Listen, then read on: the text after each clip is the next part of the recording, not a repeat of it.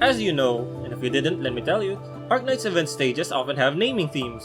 And with such is the joy of our reunion being about food and cooking, it's no surprise that the main stage's flavor of food reads like a menu. Let's take a closer look, shall we?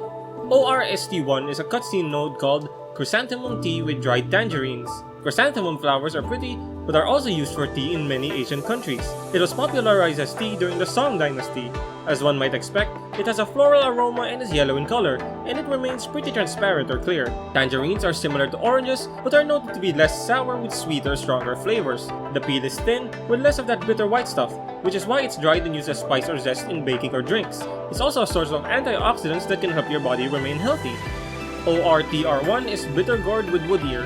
Bitter gourd, or ampalaya for my PH bros, is, as the name implies, a bitter tasting fruit similar to cucumbers or bell peppers in texture. Despite that, proper preparation can lessen the bitter taste or incorporate it into the dish, which is done in this case. As the stage description says, it has a little of every flavor. Wood ear is that black fungus, which is primarily used for food and medicine, being cultivated all the way back in the Tang dynasty. As an ingredient, it's frequently served in salads, and as medicine is for colds and fevers. Quick trivia, the Pokemon Toadstool and Toadscruel are partially based on them. The first proper stage is OR1, Scallion Tofu. Scallions are known more commonly as green onions, and tofu is, if you're unfamiliar, a soy milk-based bean curd often used as a meat substitute. Scallion tofu then is a dish that utilizes both pan-fried tofu in a soy-based sauce topped with a generous amount of scallions. My theory about the stage description might be how easy it is to burn the tofu while frying. Or, I might be bad at cooking. OR2, Malt Sugar Candy. While I couldn't find an exact one-to-one named candy, I did stumble upon the Zhaotao, or the candy for the kitchen god, which may be a parallel to the stove god mentioned, right? Both mention the 23rd of the 12th lunar month and keeping their words sweet or reporting good things when they go to the heavens. The ingredients also list barley malt. OR3 is oil-splashed hand-pulled noodles, a dish called biang biang noodles that literally translates to the stage name.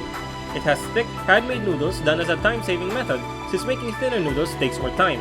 A very interesting trivia about these noodles is that the onomatopoeia character is considered to be one of the most complex characters, taking up to 58 strokes. It even has a pretty long mnemonic for it, and the full story can be read on Wikipedia that has a whole section about it. Also, it took until March 2020 for Unicode version 13.0.0 to have its character. OR4, Pickled Pot Herb Mustard. Pickled mustard greens or ham choy is a common side dish with a few varieties depending on what type of mustard leaf is used. There are also versions of it in Vietnam, Thailand, and Laos. OR5 is honey herbal tea. While herbal tea is a broad term, the description specifically mentioning after-meal tea might specifically refer to Kung Fu Cha. Chinese tea culture is incredibly wide, but a quick description of Kung Fu Cha is brewing with smaller pots for stronger taste from the tea leaves and is said to be good for digestion. It also translates to making tea with skill or making tea the right way, which really drives home how important the tea ceremonies are in culture. ORST2, another story node, is roasted chestnut, a simple street food snack. Roasted chestnuts are simply, well, chestnuts that are roasted. It's a relatively common food found all over from Asia to Europe to the US and even the Iberian Peninsula. Not that Iberia though. Also, it's incredible that the Wikipedia page for roasted chestnut lists chestnut as the main ingredient. How insightful! On to OR6, Braised Wax Gourd Cube. Wax gourd is also known as winter melon, and braised winter melon looks very convincingly like meat. As the stage description says, it looks very identical, though the taste will most likely be different. But looking at this image from walksoflife.com, it looks so good, I really want it.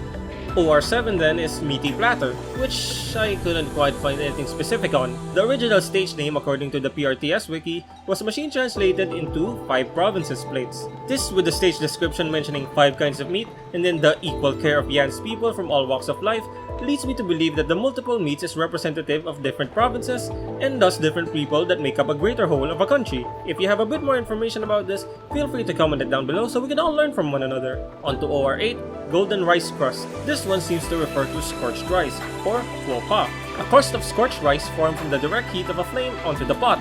It's a crunchy surface with a toasted flavor that can be eaten as a snack or used as an ingredient. And the boss stage at OR9, Longevity Noodles. Possibly a reference to Yi-Mein, flat egg noodles served on birthdays, weddings, and other banquets.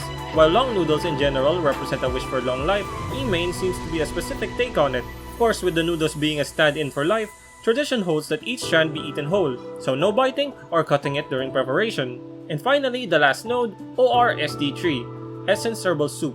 Unfortunately, it's another one I had trouble with. While there's some soups that may be related, the most direct reference I found was Shu Wen Tang, which is the original stage name. It seems to be less of a food soup and more of a medicinal soup from the Ming Dynasty. The recipe involves ginger, jujube, cloves, and even tangerine peels. It can also be taken as tea, and the effects are a fair complexion even in old age. And there you have it, all my stage names. Which ones did you find interesting? Which ones do you want to try? And do you have any info on the two I couldn't figure out? Please do comment any of them down below and enjoy the event. I hope you're all good as well, and bye!